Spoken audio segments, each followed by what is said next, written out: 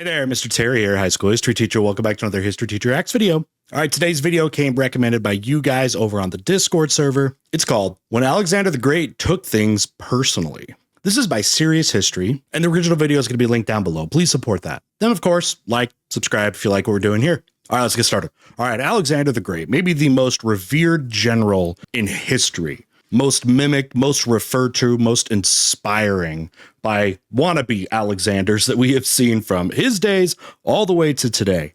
And I feel like a person like that is definitely going to take some things pretty personal, which I know he did. And I'm interested to see what they're going to do in this video as far as like one instance, because there's a few. All right, let's see what we got. It's the year 336 BCE, and on the verge of his greatest conquest, Philip II, the king of Macedonia, is unexpectedly assassinated by one of his most trusted bodyguards. That happens. His 20-year-old son inherits not only his conquered lands, but also the most powerful military in the world. Though many at the time doubted the young king, he soon proved to not only be a worthy successor to his father's throne, but also one of, if not the greatest general in the history of mankind. Where do you guys put Alexander at there? Do you put him at the top of what is a short list? What are other generals you would consider like that? I would also put Genghis Khan and his conquests. If we're just looking at a conquest standpoint, both guys, though, did a lot of conquering, and then their empires are going to kind of fracture. They were very large, of course. But yeah, what do you think about that? He passes away at the young age of 32, but generations of historians and orators tell tales of his conquests. His bravery and victories against all odds are legendary, and they gave him the name Alexander the Great. Right. But here's the thing about great men in history. Oftentimes, two things can be true at once. Alexander the Great was no doubt one of the most brilliant military minds of all time, but he was also a raging alcoholic and... I mean, a lot of people were at that time. They think that may have been what kind of killed him. He died. The only account we have is like he died of like a fever. Well, alcohol poisoning, probably has all kinds of messed up health issues. People around him had died. But yeah, if he was just basically got alcohol poisoning, although some people have wondered if he did get poisoning or whatever. We do know in ancient times, people would die of stuff. That is a thing. We stave off so many things that could kill us today that they just didn't back in those days. But again, one of the greatest conquerors, known for never losing a battle. Isn't that crazy? And like other goats, he had a huge chip on his shoulder, and this made him take things very, very personally. Like this time, for example. Number 1, the destruction of Thebes. Shortly after Alexander inherited King Philip's throne, many of the lands his father had conquered began to rebel. Alexander wasted no time traveling to crush these rebellions. But back in Greece, conquered city-states began to wonder if they too could regain their independence from the Macedonians. Cities like Athens dipped their toes into the inviting pool of independence, but... Well, so when Alexander would conquer, you know, it wouldn't just be like they would just smash everybody, smash everyone and then leave. You know, a lot of people would settle. A lot of Greeks almost like followed them, and they ended up sort of colonizing and blending the cultures. Actually something Alexander was very supportive of, was the blending of those cultures. You've heard of Hellenism? That's a combination of like Greek culture that's going to blend with Egyptian culture, Persian culture, a little dab of Indian culture. He had done that. And then certain places he may have been seen more as like a liberator. Now, the interesting one is going to be down here. He's going to talk down here in Thebes. And again, we're talking here in Greece, Egypt. If you're thinking about that, at least a lot of the accounts were saying they were welcomed as liberators because they did not like Persian rule. But we know, you know, you got to have to know that kind of thing. You really got to have a lot of sources from those people rather than just the victors. It goes with all history, though. No one in Greece shot their shot harder than the people of Thebes. See, the Thebans saw Philip's death as their chance to finally regain their freedom. Philip was a scary dude, but his son, he was only 20. He had a messed up eye. He had been captured by like enemies and had a messed up face. They said like literally had a cut, like deep cut or something over his eye there.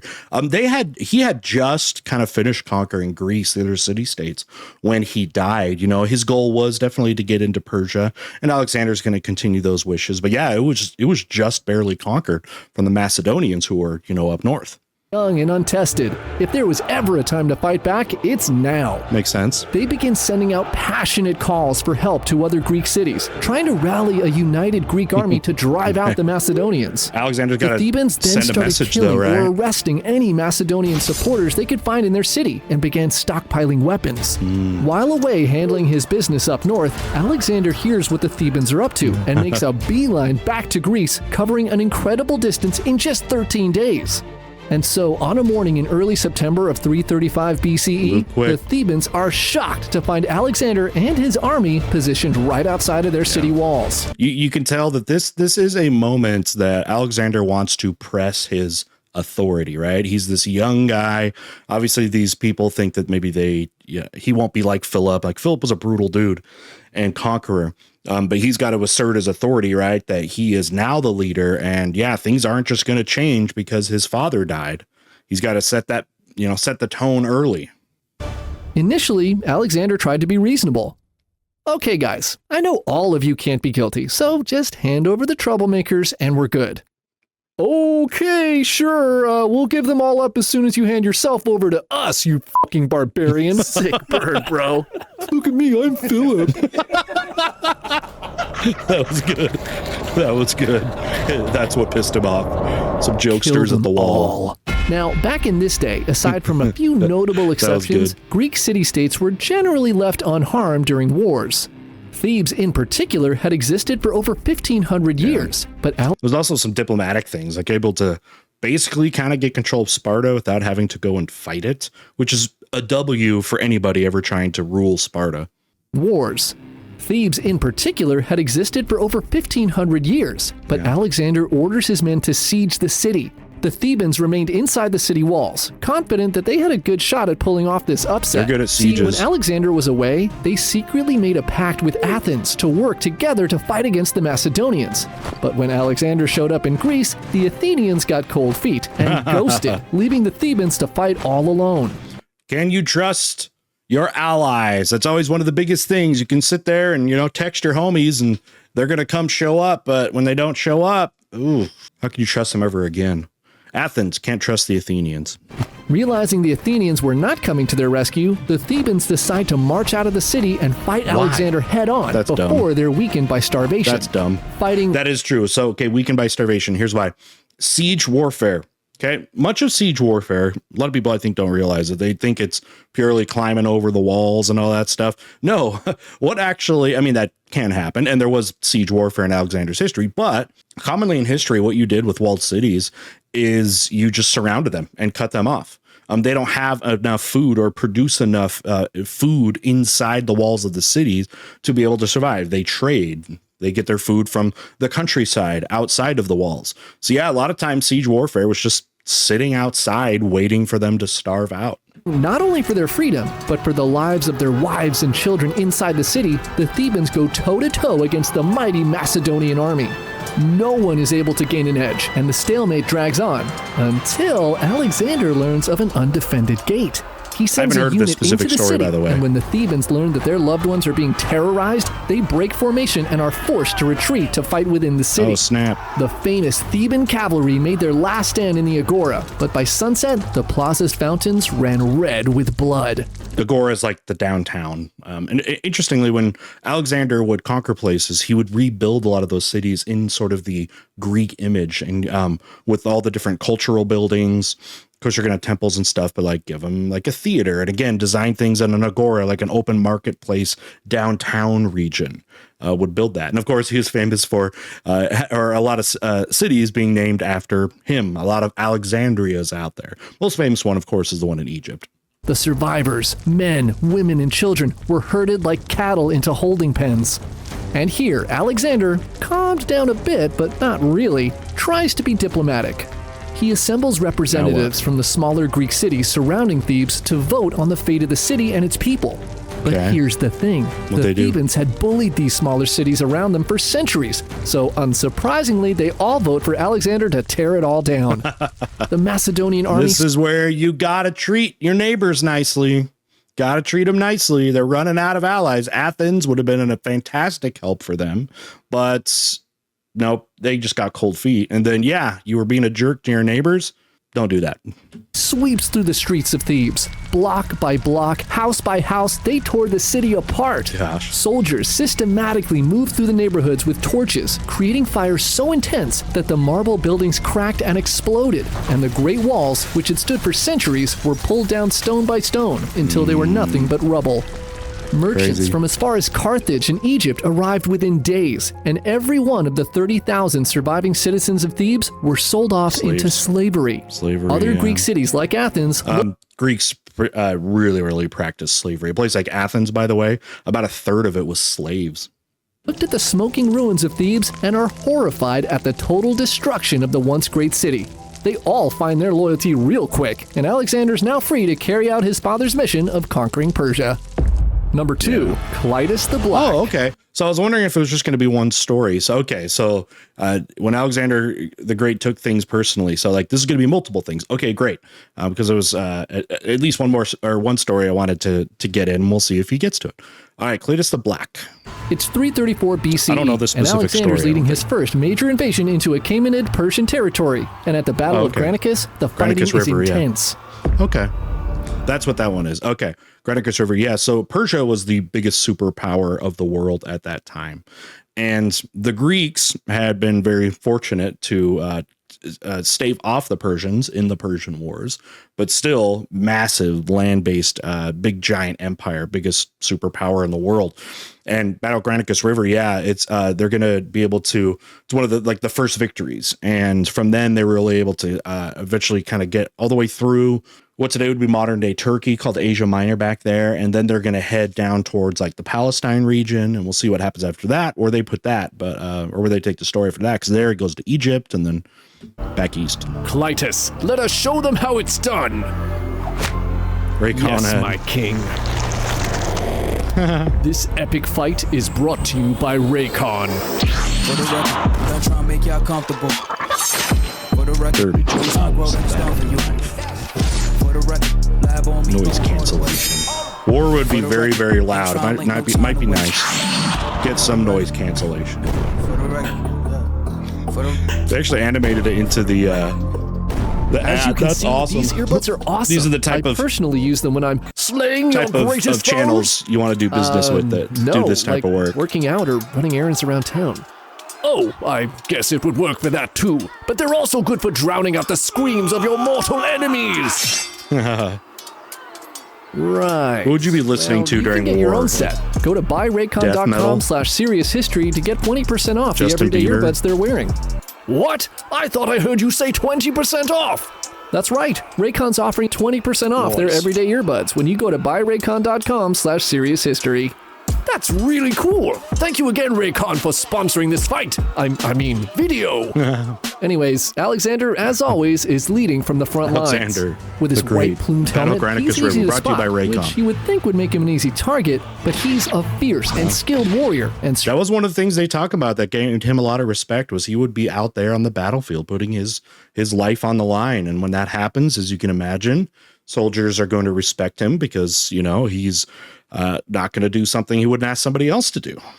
But which you would think would make him an easy target. A lot of the greatest generals in the world were like that. Fierce and skilled warrior and strikes down soldier after soldier who dares to engage him. But after thrusting his blade into the next unlucky Persian NPC, his sword gets stuck, lodged in the dead man's armor.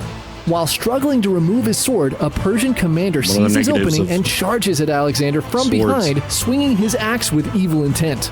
Oh, snap. Just as the axe was about to cleave Alexander's head into two, one of his father's trusted generals, a man named Cleitus the Black, thrusts his spear through the Persian's chest, saving the young king's life just in the nick of time.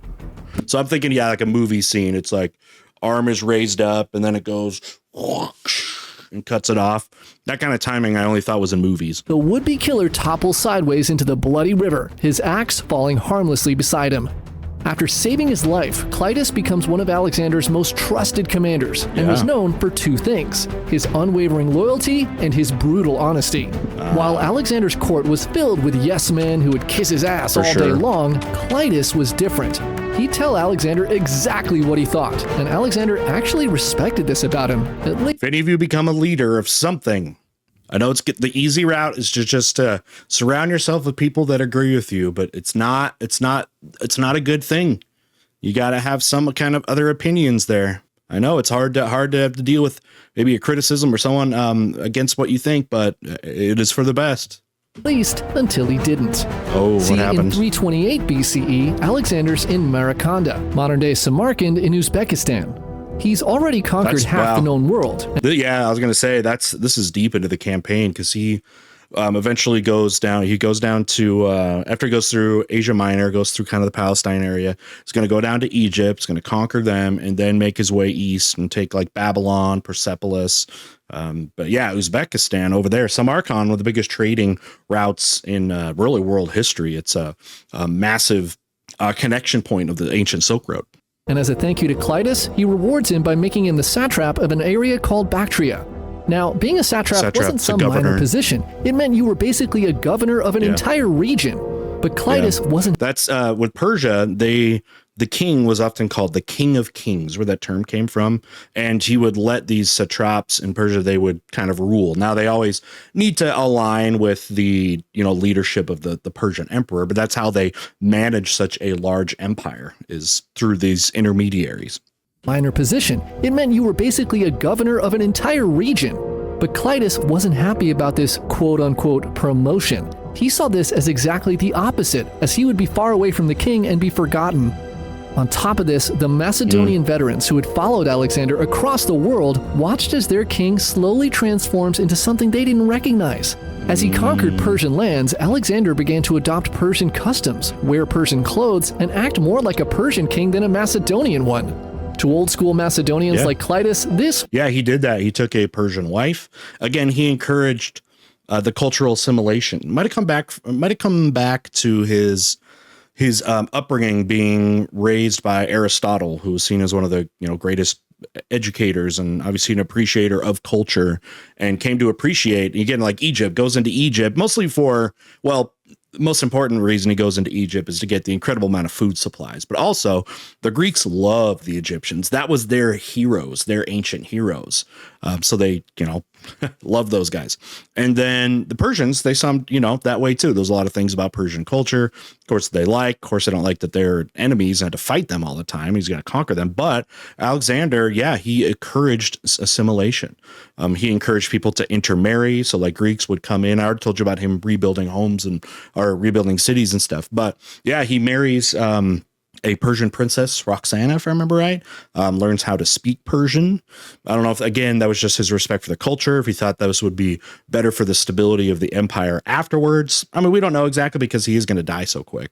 This was repulsive, and the growing resentment of all this Persian bullshit and the humiliating new assignment explodes at a feast in 328 BCE. The feast in Maracanda started like any other. Wine flowed freely, and as usual, Alexander began bragging and praising his own achievements, comparing himself to heroes like Hercules, and talking about how he's already done more than his father Philip ever did.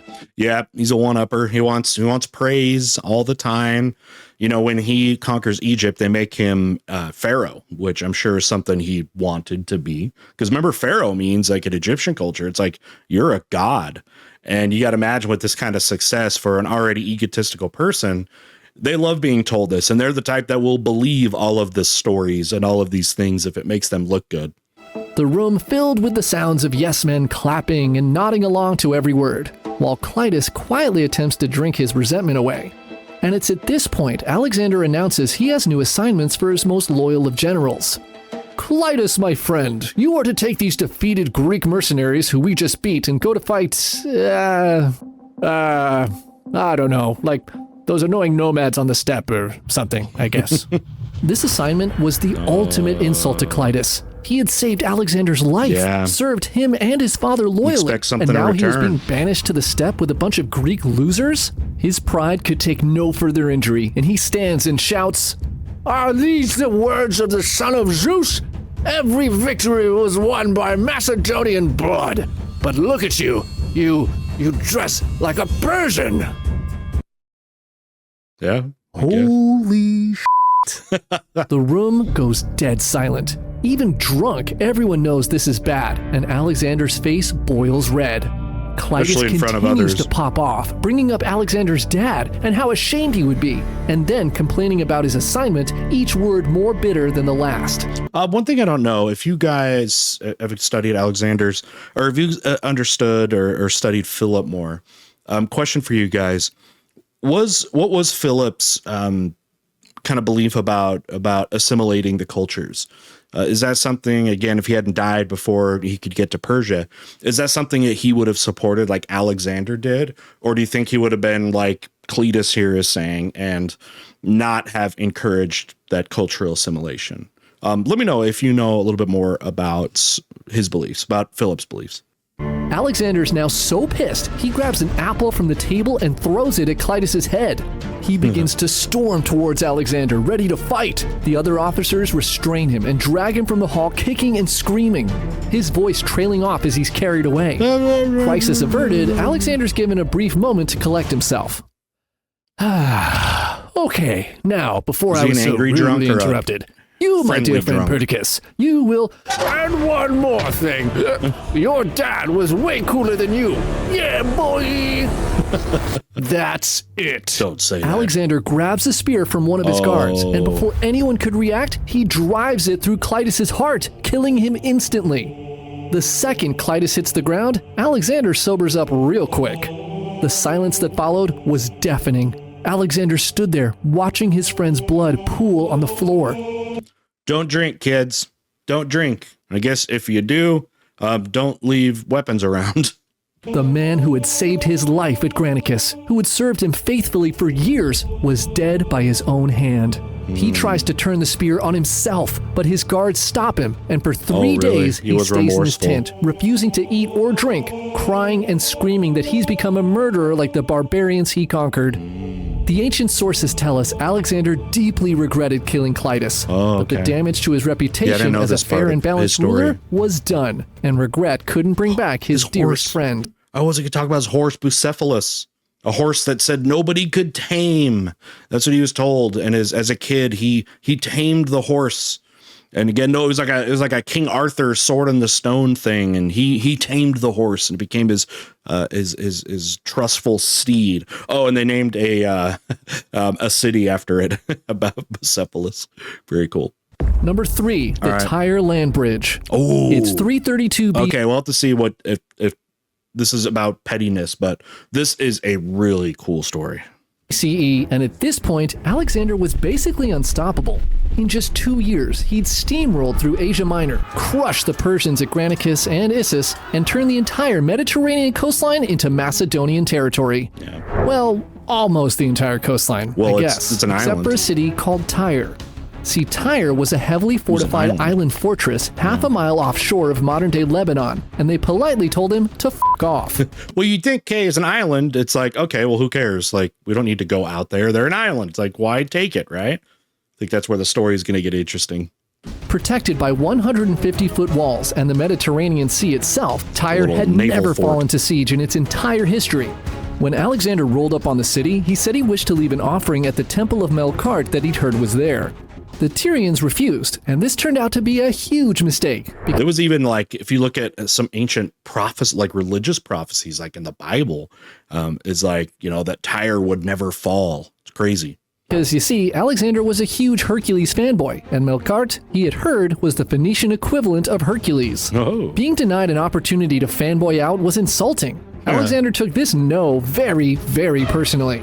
So he decided Tyre needed to be taught a lesson, which led him to going full Minecraft. Too much logistical sense. Alexander ordered his men to build a massive land bridge of stone and sand straight through the sea to reach the island. Yeah. The Tyrians watched from their... Go ahead, when you're done watching this, or if you want to pause it or whatever, go look at Google Earth and go check this out, because you will see the peninsula. It's still there. It's been fortified more, but it's not very far away to like the island, and you can envision it. But yeah, go check out Google Earth and look up Tyre. Their walls, at first laughing at a distance as they watched Alexander's army hopelessly dumping sand and stone into the ocean. But they soon started freaking out as Alexander's bridge got closer and closer. At a certain point, the people in Tyre realized that this lunatic might actually reach them, so they sent divers to mess with the bridge's foundations and launched counterattacks from their walls. They loaded up old horse transport ships with cedar wood, pitch, sulfur, and whatever else would burn, setting them on fire and sending them straight into Alexander's construction project. As hard as they tried, nothing seemed to work, and the bridge got closer and closer every day. But just as Alexander's bridge was nearly complete, nature itself seemed to join Tyre's side. A storm hit and destroyed a large part of the bridge. Then a whale, not making this up, got stuck in the construction debris and caused delays. But even nature could not defeat Alexander, and he rebuilt the bridge, made it wider, and added wooden towers with giant crossbows on top. Before long, his half-mile bridge to Tyre was complete. The bridge took 8 months to finish, and Alexander's patience had run out. It makes sense when you look at it, because, I mean, it's in the ocean. Look how deep you have to settle these rocks to actually make this work. It's not just like, Julius Caesar, building his bridges. Dams finally cracked the city walls. His men poured through like a tide of vengeance. He ordered his navy to surround the island and sink any ship that tried to flee. Triremes, the Macedonians entered the city and ruthlessly slaughtered 8,000 Tyrians. The survivors soon wished they died in the initial slaughter, as Alexander ordered 2,000 men dragged to the beach and crucified along the shore. The entire surviving population of 30,000 people were then sold into slavery. Oh, jeez. So brutal. So brutal. Some off to slavery, of course, they do that because you can also make a lot of money doing that, because you got to be able to pay off your troops and do all that. You got to be making money when you do this. Is this what Hercules would have wanted, though? The only ones spared were those who sought sanctuary in the Temple of Melkart, the same temple Alexander wanted to visit in the first place. Now, building a half-mile land bridge because he felt insulted is pretty insane. But to me, the craziest thing is that this land bridge Alexander built is still there today over... Yeah, so you can see, okay, so I guess you don't have to look it up if you didn't there. But you can see they fortified it a lot more, but sticking out there. But yeah, it didn't need to happen. But to me, the craziest thing is that this land bridge Alexander built is still there today over 2,000 years later. He literally changed the geography of the Lebanese coast forever because someone told him no. Yeah, now it's more permanent. Betis. So after Tyre, Alexander steamrolls through the Persian Empire and is heading to Egypt when he hits a speed bump called Gaza. During this time, Gaza was an ancient fortress city perched on a massive hilltop that controlled the only road between Syria and Egypt. By this time, cities in the area had begun to surrender peacefully when they saw Alexander and his army approaching. But Gaza was different. It was commanded by a man named Betis, who had zero intention of letting Alexander just stroll through. See, the Persians stationed at Gaza weren't just ordinary soldiers. They were veterans who'd sworn blood oaths to protect this gateway to Egypt, and whose fathers and grandfathers had held this same wall. "Let the boy king come," they said. "Our ancestors didn't bow to Xerxes himself. We sure as hell won't bow to some Macedonian pup." And of course, Alexander did not like this one bit. And just like the troublemakers at Tyre, the people of Gaza and Betis in particular were about to find out what happens when Alexander the Great feels disrespected. It's like, how I was talking about greatest conquerors in history. I brought up Genghis Khan. It's amazing the personality similarities that some of these guys have. Interestingly, with Genghis Khan as well, I also believed in some of the cultural transfers and adopting cultural traditions from conquered people. But then the whole hey, if you give up and submit to us, then things are okay. Pays tribute or whatever, but if you disrespect us or turn us down, then you get to feel the wrath. And I don't know if we need more of those types of character traits from generals, but we do see that they can be kind of common in the world's most successful ones. Knowing that Minecraft is now an option, Alexander orders his men to create a giant dirt ramp to breach the walls of Gaza. His men begin hauling dirt and piling it near the city walls, the whole time dodging flaming arrows and boiling oil from the defenders. Walk up the walls, This went on for months, until a lucky Persian hit Alexander with a bolt that punched through his shield and buried itself in his shoulder, leaving him with one arm but twice the rage. Now understand, you might be like, oh, well, hit the elbow or something like that. Understand that arrow shots were fatal. Not like getting shot by gun, instant death, but it's going to get infected. That's a major deal to get hit with an arrow. Alexander's ramp finally topped the walls of Gaza, Alexander led his men into the city. Unafraid, Betis's soldiers charge and meet the invaders head on. The fighting is intense, hand to hand, and on every street. Did you see this guy? Let me give it to head on. The fighting. Okay. All right. The guy in the middle. Okay. There's this rock. He's got kind of the curly hat. He's just kicking this guy in the junk over and over again. Is intense, hand to hand, and on every street. But the soldiers of Gaza are ultimately no match for the Macedonian army. I found that funny. Though they know they have no hope of victory, not one soldier surrenders, and they die fighting or are captured. Following the battle, the citizens of the city are gathered and sold into slavery. Of course. Betis fights until the end, and he's amazingly captured alive. He's brought to Alexander, but instead of groveling, he stands in silence. By this time, Alexander had become fond of the Persian customs of people bowing to their emperor, and he took this lack of bowing from Betis personally. Disrespect. He's there sneering at Betis as he stands proudly in defiance, but then realizes that this governor of Gaza may help him live out one of his childhood fantasies. What? See, as we know from Tyre, Alexander liked Hercules, but Achilles was his all-time Greek goat. Yeah. He slept with a copy of the Iliad under his pillow and frequently visited Troy to leave offerings at Achilles' tomb. Every Greek soldier wanted to be Achilles. It's just like, it's so overdone. It's like, be original, come on. His life goal was to prove to the world he was just as great as his hero. Having read the Iliad countless times, Alexander recalls the climactic battle between Achilles, the champion of Greece, and Hector, the greatest warrior of Troy. It doesn't go well for Achilles, though. The story goes, fueled by rage for the killing of his best friend, Achilles defeats Hector and drags his dead body from a chariot as revenge. Paris, not Hector. Alexander looks at Betis and smiles. He orders his men to get his chariot and then orders bronze rings driven through Betis's ankles, which are then fastened to said chariot. Once preparations are complete, Alexander gets in, looks back at Betis, and cracks the reins. Oh, gosh. The horses break out into a full-blown charge, and Alexander giddily does laps around the city walls, with Betis being dragged along behind him.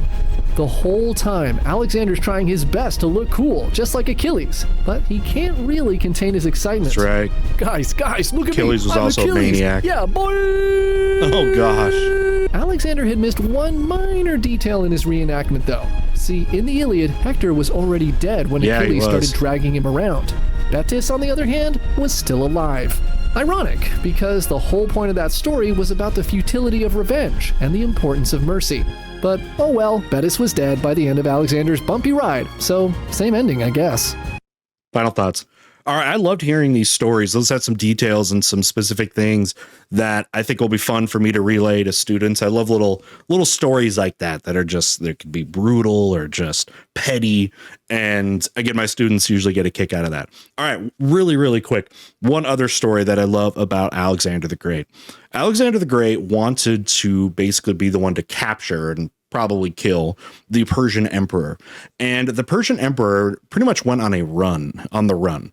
And you can see actually, if you look at a map, some of Alexander's like paths through Persia, they kind of go all over the place. And he was trying to capture it, right? Well, anyway, that the emperor was killed by one of his own people.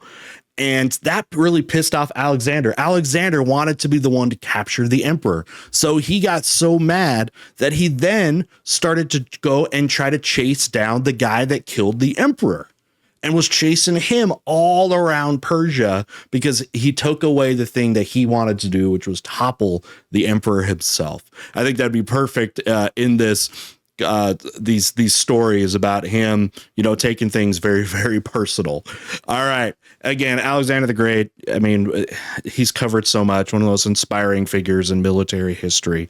And there's just so much that can be said about him. But again, where do you put him in your greatest conquerors in history? Is he right up there? Is he number one? What do you think? Let me know down below. See you next time.